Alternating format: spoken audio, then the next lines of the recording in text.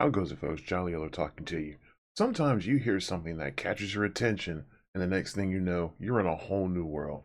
Even without a picture or a movie to watch, you can visualize your surroundings and feel like you're a part of the action. I'm here to talk about one such experience, the audiobook version of the Star Wars novel, Dooku, Jedi Lost.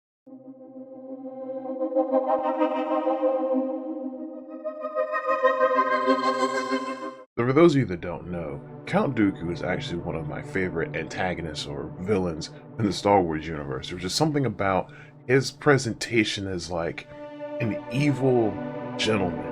And also the curved lightsaber. That's actually one of my dream items for my geek collection, is to get a replica of his curved lightsaber. But anyway, Dooku Jedi Lost is actually a novel that kind of goes into deeper detail of Dooku's own past, his childhood, his time with the Jedi, and even leading up to his fall, not necessarily his fall to the dark side, but very close to his fall to the dark side.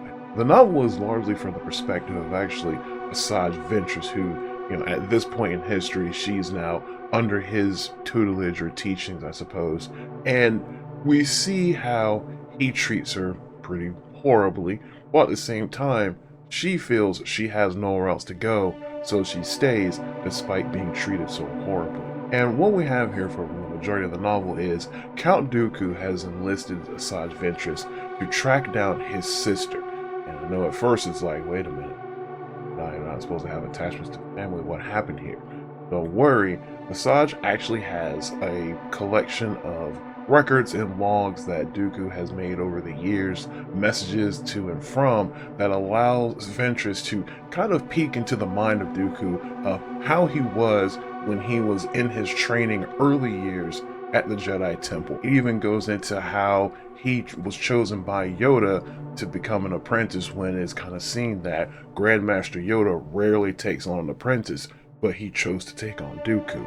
And we see a lot of coming of age moments and adventures and things that he did as a youth and a teenager. Additionally, we find out that he doesn't have exactly the greatest relationship with his father and his brother, and those really do come out throughout the course of the story. And another thing that gets covered there is we see kind of his feelings and temptations as far as trying to do good in the universe, but not being able to just directly rush in, very similar to what Anakin Skywalker does years later throughout the Clone Wars. So not only did we get a good look inside of the head, the mind, and the history of Count Dooku himself, but we also get bits and details of Asajj Ventress and what she has been through as a younger person, kind of leading up to some of the plot points of her life that led her to be into the service of Count Dooku. So I'll say that, for as much as I like Asajj Ventress, I kind of wish they had saved those details